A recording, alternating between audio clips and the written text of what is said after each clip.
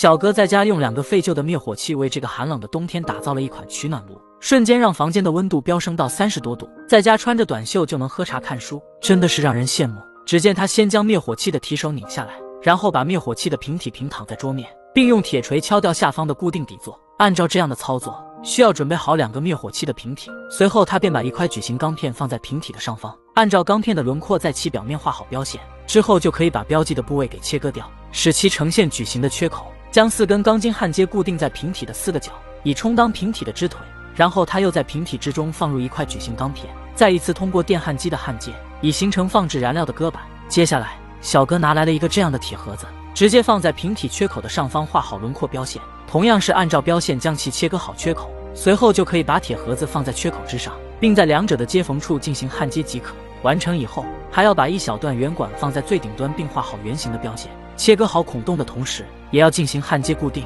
之后就可以把另一个切好缺口钻好孔洞的瓶体嵌入至铁盒子的上方，这里同样是通过电焊机进行焊接，以使2者成为一体。而接下来排烟管的制作也是相同的，直接在开好孔洞的侧面进行焊接即可。与此同时，也要在瓶体最顶端的上方放好圆管并焊接到位。最后就是在瓶体的外侧喷上一层黑色的油漆，以对其进行美化处理。等待油漆风干凝固之时，还要在上方的瓶体之中灌满黄沙，同时也要把灭火器的喷嘴给重新安装在瓶口。通过这样的操作，以完善整体的结构。此时小哥将制作好的取暖炉放置墙边，顶端的圆管之上还要嵌套对接好一根进气管，将蜡烛点燃并放入下方的瓶体之中。这时房间内的温度就会逐步升温。此时小哥也是脱去了身上的外套，并用测温枪测量出瓶体的温度可高达到100多度。这下小哥再也不用担心这个冬天的取暖问题了。那么对于这样的取暖炉，你觉得如何呢？